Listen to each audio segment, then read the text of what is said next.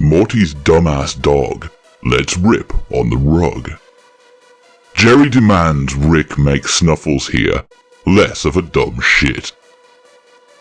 You really want to go there? Asks Rick. Okay, fine, whatever. He whips something up real quick. Okay, here's the plan. They're gonna go into Morty's maths teacher's dreams and persuade him to hand out some good grades in order that they can go off sciencing and not have anyone getting up in their grill. They bust into his house and then bust into his dreams. Time to do a little incepting. Hey, I remember this dream. You're gonna give Morty Smith an A, or they'll 9/11 the plane. They receive their counteroffer. This seems like a good time to point out that if you die in someone else's dream, you die for real. It's okay though. Morty is an American high school student and should therefore be well practiced at dancing through gunfire.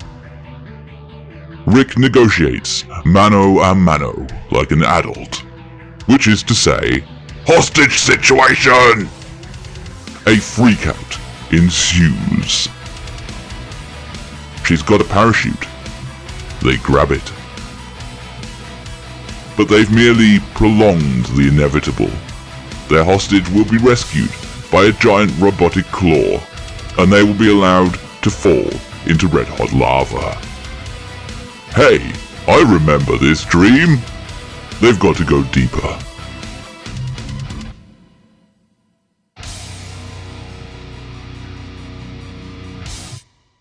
Okay. Better play it cool. That might be, easier said than done, though. Let's make an intergenerational sandwich. Oh my god, put some clothes on for the love of God! Being a prude is punishable by death. By snoo snoo? No. Well, better go deeper again. The sex centaur dreams of my good pal, Scary Terry. Welcome to your nightmare, bitch! Hey, I remember this dream. You can run, but you can't hide, bitch! So they run. Going deeper has always worked great this far. Let's try it again. Nope. Rick raises the great point that Scary Terry might not be being entirely straight with them. Maybe they can hide. So they do, until Scary Terry clocks off and goes home to his scary family. They bust into his house and then bust into his nightmare. Hey, I remember this dream. They stand up for my boy. And just like that, he chills right the fuck out. Oh, hey. In return, he'll lend them a pointy hand as they climb back up the ladder of dreams. This is because you don't give Morty Smith good grades, bitch! Mission accomplished. Inception complete. Hopefully, nothing else has been getting out of hand while all that's been happening. Snuffles is trying to communicate something. He isn't understood. Summer thinks it's cute though. By chance, he notices that his brain bucket has expansion slots. Snuffles has been upgraded. He learns about his wild relatives and his ancestors' enslavement, and he gets mad. Where are my testicles, Summer? He rejects his former name, his former life, the dysgenic nightmares inflicted on dog kind. He is Snowball, and he will be free. And he won't be doing it alone. My, how the turntables. Rick springs them all out. Jerry comes up with a plan. I'm peeing all over your special guns. That means I own them. It goes poorly. Snowball adopts Morty as his pet and initiates Phase 2. The overthrow of humanity is swift, relentless, and ball-busting. For Morty, it could be worse. Rick rudely intervenes to break the news that this has all been happening in Snowball's dream. He gives Morty some pills to wake him up, right? No, to shut down his kidneys. Look, just roll with it. Emperor Snowball is most worried.